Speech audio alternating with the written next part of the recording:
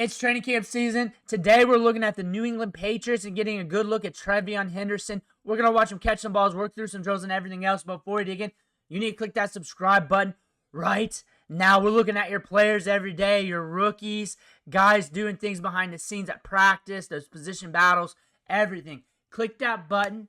Stop missing out. But we're looking at TreVeyon Henderson here today.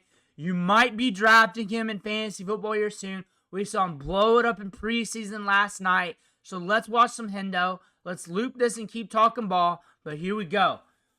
And these clips will help you make decisions on fantasy football by letting you know who's climbing the depth chart, who's looking good, on top of what they're doing in preseason. Preseason is a short snapshot. Boom, getting it. But he's been doing this all throughout camp. I feel like the Patriots were trying to keep it quiet. But he's been good in the passing game. He's been electric. When we loop this, we'll talk about his story and how we project him for this year, especially for fantasy football. That is not him. That is not him. But I think that was just mixed in with the clips. But TreVeyon Henderson was huge last night. The kick return, of course. Watch his feet, though. Boom. Breaking off that route. With the break off. Watch him again. Boom. Just breaks it off. No tells to it. Downfield. Nasty hands. Now watch this one. Whoop. Makes a miss. Sweet feet. Sweet feet. Look at him again. He's going to be nasty in the passing game for this team.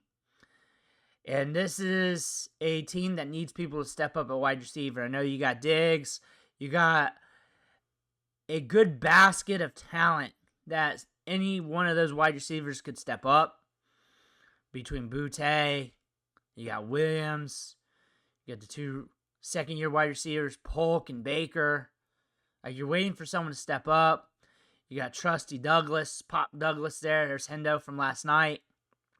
But the thing about this is that you're still needing someone to step up.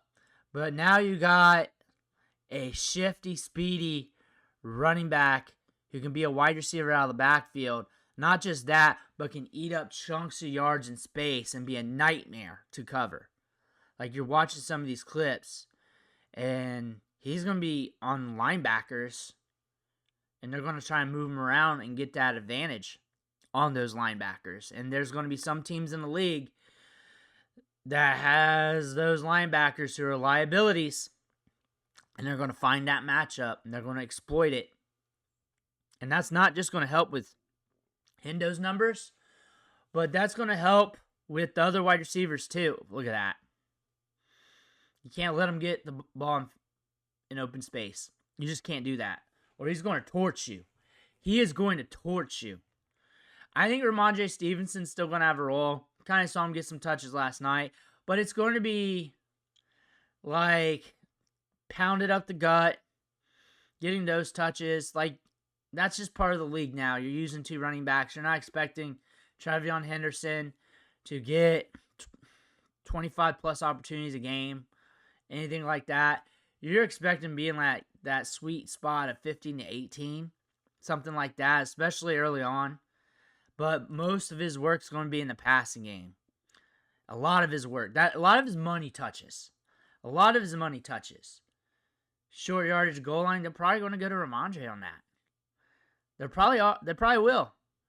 Unless they're trying to throw it. They may have both backs in at the same time. They could do that. Henderson's very good in pass protection. He's more than willing. He's laid guys out in the Big Ten. He's shown that. He's got like a highlight montage of pass blocking. Looking at this for fantasy football, he's in that area of the draft where the running backs draft in the second round that did not get arrested are going. RJ Harvey, him. Well, Caleb Johnson got drafted in the third, but we're talking about those prominent running backs with draft capital that didn't get drafted in the first. Marion Hampton, Ashton Genty. He's going in that area. Him and RJ Harvey are usually the top ones going off the board. I think Hendo's going to climb ADP. I think people's going to get excited. I think that discount might be done. I think someone's going to pull the trigger on him in some of these drafts, especially on underdog. It's probably happening right now as we speak. Higher than expected, and it's going to peel your head back a little bit. I think the price is going to go up. I think in home league drafts, he'll be a little cheaper, but I think what he's showing off in preseason, people are going to get excited. On top of that, RJ Harvey's got a lot of hype. In that area of the draft, you're looking at him, Harvey, Caleb Johnson, but you're also looking at dependable RB2 backs that can give you RB1 production. In that area, you're looking at Swift, Monty, Connor, a few others. You got some wide receiver 2s in that range. So you kind of got 3 forks in the road. Like, do you take the trusty wide receivers? Do you take the trusty running backs? But also, Father Time's looking at those running backs, and he's thinking about, is this the year that he steps in? Or you go with one of those rookies. But remember, rookies, almost all of them, there is an exception for some, but almost all of them have a little rookie ramp up in there. A few games, half a season, 3/4 of a season, where you're just waiting for them to strike. But when they're super talented, they strike and that iron's hot. And we can see that with Hendo. Like, I remember David Johnson with the Cardinals. Like, you could tell big things were coming with this player. You just did not know when. And all season long, you were juggling him with your roster spots. You were holding on tight. Holding on so tight. And if you got to the end of the season, because he went blast off. He went nuclear at the end of that rookie year and won seasons. But you were holding on tight. It was like, you can't make comparisons with that because it could be anybody, anytime, anywhere, any place type deal. And it's hard to project saying, hey, this guy's just going to break out week 12. Like, that's stupid to say. But you have to have that in the realm of possibilities that could happen. But when that did happen, most people that had him won their leagues hands down. Hands down, put the stamp on that league, killed that league, won money, hands over fist in multiple leagues that they stashed them. That's why we leave a roster spot open for upside rookies and year 2 players. That's why. This is a talented running back class where you can definitely do that, where you probably should do that. That's why I have that strategy. I talk about that strategies. And the thing is, those 1 to 2 years that you hit in like a 5 to 10 year period, they'll make up for the years that they don't. They'll make up for that. They'll make up for that. Like, because one, they're over players that you're not starting anyways, that are scoring 10, 11, 12 points a game. They're volatile with that because you still got the down games mixed in. Those points they are scoring isn't much different than the waiver wire fodder who's scoring like 6 points. It's only like 4 points more on that week, but it doesn't make you feel as good. But you could have had that upside rookie that whole season, or one of them, your flavor. And if that flavor hits, and it's going to hit on some of those seasons, you're talking, say I drop $20, $50 a year, and I miss 4 of the 5 years. However, that 1 year allows me to go nuclear. I win that league. I'm going to get it back using an asset that costs me nothing, that doesn't really hurt me outside of roster spots I'm trying to juggle. Another thing about TreVeyon Henderson, and it's a Devin Etienne effect, that when Devin Etienne went off during his rookie season, he had a rookie ramp up. And during that rookie ramp up, everybody was asking me, is it okay to drop? Is it okay to drop? Is it okay to drop? And my response is, you hold on as long as possible, as tight as possible. You hold on as tight as possible. You paid the sunk cost for that running back.